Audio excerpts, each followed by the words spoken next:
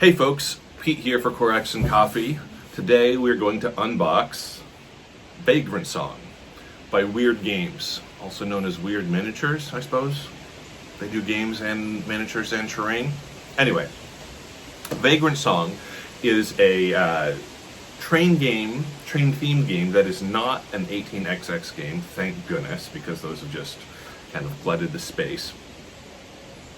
But in this particular game, players are going to enroll vagrants who get on board a train, kind of train hopping in the 1920s type of setting, and they're going to encounter these ghosts, and will have to kind of go through the train in a tactical dungeon crawl type way, and either have conflicts with these ghosts, help these ghosts resolve their issues so they can finally rest, while also learning something about themselves in the process. So join me at the table.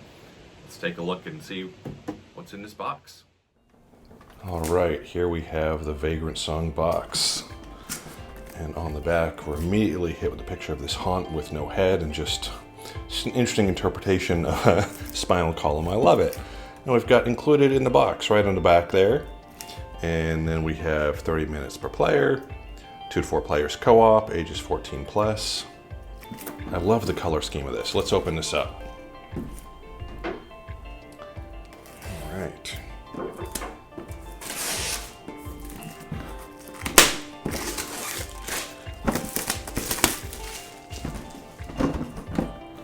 So, oh nice. Inside the box cover, we have these little cute haunt ghosts and another Vagrantsong word there. And we have a rulebook. Ooh, this rulebook is weighty, I have to say. Thick pages though. Table of contents, the hobo code, about the game, illustrated itemized components list the way it should be, the train board, choosing vagrants. I have to say this rulebook is pretty. Ooh, now we're getting into some nitty gritty stuff. Playing Vagrantsong. General actions. Yeah, this rulebook is not for the faint of heart. This is going to take a goodly while to get through, I have to say. It just keeps going and going. Example round. Good they include that. The camp phase. More stuff. More stuff, moments, whatever those are. Okay, so I'm not going to show you all those moments. That might be spoilers. But this is a 41 or 42 page rulebook. It's going to take you a while. You will not be able to cram for that before game night. And then this looks like kind of like a certificate guarantee card. Very cute. And then we have some punch boards. And these tokens, I think I tore this one a little bit trying to punch that out. Take your time. Be gentle. So these are nice sized tokens. They're plenty thick. They're nice and large, for people who have thicker fingers like me. Another punch board, printed on both sides. Very nice. And again, these are, I can hear them tearing a little bit if you're not being careful, like I'm not being. So just be careful, because you don't want to have to re-glue paper if you don't have to. Oh, the game board, or the train board, as they said. We can move this. It is printed on one side. Flip this around. I don't know if this whole thing will fit in the shot. It will not, but we are close. Yeah, this, I mean, it's long. It's got a little bit on the sides here that you can't see in the shot, but It's long, but it's manageable. You can have a reasonable sized table and get this whole thing down. So you have A, B, and C train car rooms, it looks like, with different colors thematically. This is a really pretty board. I like this, and it folds up really easily. So if we bring this box back over here, here we have a spiral bound scenario book, which I like because that means it'll lay flat on the table when it's opened up like this. I will just show you a few things because this is where all the game is, spoilers and things. So we have scenarios here, shelter from the storm, and I'm just going to go to another random page, which is this one's a guess, which aren't really spoilers, but looks like part of another scenario. And this book, this scenario book is 100 pages. So, and it's nice to hold it. It feels like a songbook, right? That you might put on a piano or whatever. Don't want to spoil more than I've already showed you there. Discover this on your own, but tons of content here. All right. Where to start? Let's start here. Well, this is a really nice little hobo sack, you know? I don't know the name of that, like, sack and stick bundle. I think there's an official bindle. That might be called a bindle. It's really hard to get my hand in here, so I have probably mentioned before in various Corax and Coffee mediums that I do not like grab bag games. I think it makes games slow. I have a hard time fitting my hand in most bags, including this one, but I do like this fabric, so whatever. Here we have some dice. Looks like 6 standard 1d6 dice that are bone colored rather than bleach white. That's very nice, because bones. For Vagrantsong. Here, ooh, looks like we have some standees. Yeah, these are going to be stands for various characters. They come in kind of frosted white, just frosted clear, and frosted blue. And these are very, you can hear them clicking. I'm just going to keep doing that for a minute. These are very high quality. Kind of like poker chips in some ways. And yeah, so this is going to be fun to play with. Here we have some little acrylic hearts of various types. And it looks like they are kind of cut on one side and flat on the other, which is a shame. It would have been nice if they had been cut on both sides rather than just flat. Little cost-cutting measure right there, but they're used for some kind of counter, I suppose. Oh, I lost one of my hearts. Okay, so now we have this bag of characters. Oh my goodness. I'm gonna move this box to the side here. And these are gonna go in those stands, I think. So there is a lot here. Where to start? So this has some, looks like it has some film on it. I think I'm supposed to take that off, but I want to be careful there. So there's film on these, so I guess they don't scratch, which is kind of cool. And then I suppose you plug it into one of these bases and just kind of winging this, and then it stands up. And these are plastic, both sides. Okay. I have to say, this is about 50 times cooler than cardboard standees. Maybe 500 times cooler, if you can apply that sort of metric to coolness. This is awesome. Okay, I know they're doing this for thematic reasons. I just have to say, I know this is impulsive. This plastic standee double-sided combo should be the new standard for cardboard standees for all games everywhere. This is fantastic. I love this. I love it, I love it, I love it. let's do a few more. I'm going to spread these out so you can kind of see. We won't go through every single one right now because taking the film off all of these would just take forever. That's going to be a project, but you can pause this video, maybe zoom in, see a few more. I will hold a few more up. Again, these are all double-sided. These are really cool to hold in your hands. So I think you have some haunts there. Oh, I'm so excited. Assume this isn't the bad guy. Oh, look at that tree. Look at that tree. Okay, a few more of these here. Did I show this guy already? Look at that happy little haunt. That guy is awesome. That guy's just hanging out.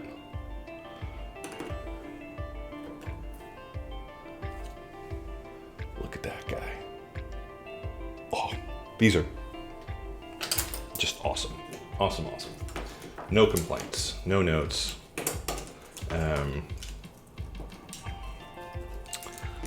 I guess my only worry is because they did feel it necessary to protect these with film. I wonder if they need to be in individual little baggies so they won't get scratched. So that's something to think about. I'll have to think about. So there you go. Let's look at one more here. Oh, look at this guy. Look at that guy. All right. Production quality of those is top notch. All right, so now we have some mats and some cards, and we have 3 decks of mini cards. I do not like mini cards most of the time, but based on everything I've seen so far, that can be forgiven. And nothing under the storage solution other than it's nice that it's got this paper mat in blue rather than just bare cardboard. Not that it matters, because when are you going to lift up your storage solution, but just attention to production value. Okay, so here we have, oh, these are stuck together a little bit, but that's okay. I think these are the haunt character mats. In fact, these are clearly the haunt character mats. And okay, it looks like you put different skills off to the side. And so they're trying to save space with the mini cards. So that can maybe be forgiven. And when mini cards are just for cost cutting, I roll my eyes and get really frustrated. But when there's either trying to save space in a meaningful way, I'm like, all right, maybe that's okay. So we have the Curse Bearer. And these are double-sided. Empress.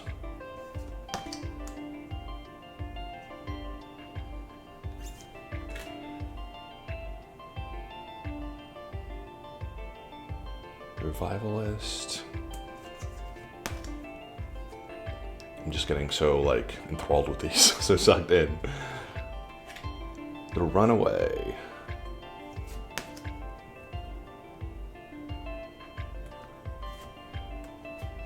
And as you can see, you have variable player powers here, and I assume when you add different skills, that variability will only increase in cool ways. Songsmith. And the Wayfarer. So 6 vagrants to choose from. I will admit that I've been a little bit back and forth on Vagrantsong. When I first heard about this game's release, I was incredibly excited. I thought, oh, this is great. We've got a train-themed game that's not another 18xx game, which have kind of flooded the marketplace. We've got story and song, and that's awesome. And we've got ghosts. Who doesn't like ghosts, or haunts as they're called in this game? But then I got to thinking, should we really be romanticizing the strife and struggle of homeless people? Call them transients or vagrants or vagabonds or whatever. But should we really be romanticizing the fact that train hopping was something that people did because they felt they had no other choice? Very often, individuals who did this risked their life and limb to get from point A to point B to seek out opportunities, but they were, mentally unhealthy due to trauma because they had served in the Great World War, or some other conflict that the West loves to, insert themselves in one part of the world or another. And many people were suffering from what at the time was called soldier's heart, or shell shock, or battle fatigue.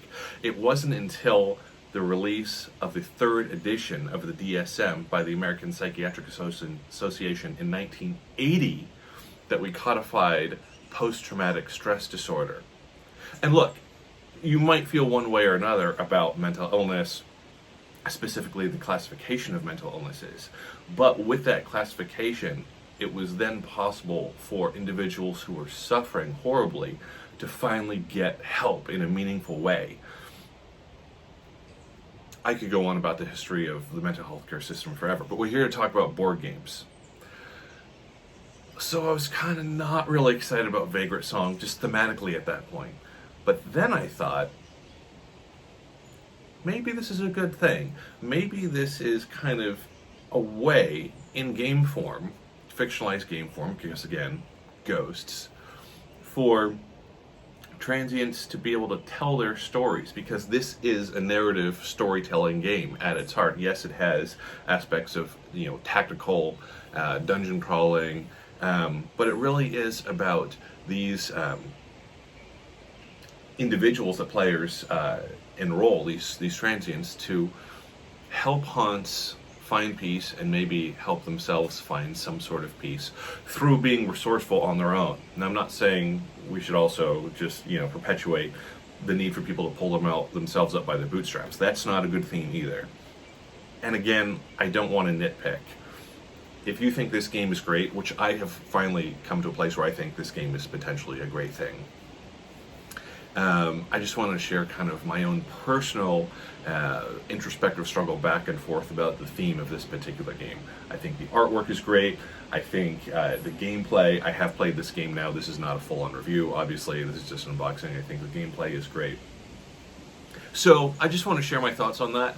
Let's finish the unboxing. Let's get back to it. And then we have whatever this is. These are not quite tarot-sized, I don't believe. I think these are slightly... Oh, they stick together a little bit. That's okay. Just be careful when you peel them apart. They're not tearing when you peel them apart, but which is good, but just be careful because they've been in plastic for however long. And I get the distinct impression I should not show all of these just based on the content for spoiler reasons. So there are a bunch of them. There are 20. I'll just show you the top one here, Before the Wind. You got ABC options or choices there maybe. And on the back, know you have 20 of those. Discover the rest on your own. Then you have this general actions card on target priority. And on the other side, some token reference stuff. All right. So now we have 3 decks of mini cards, but the decks themselves are not mini. There's a lot of content here.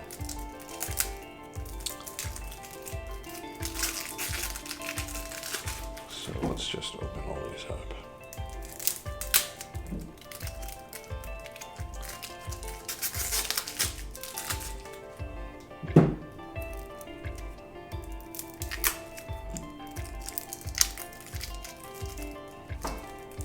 Come on, come on, come on. Almost there.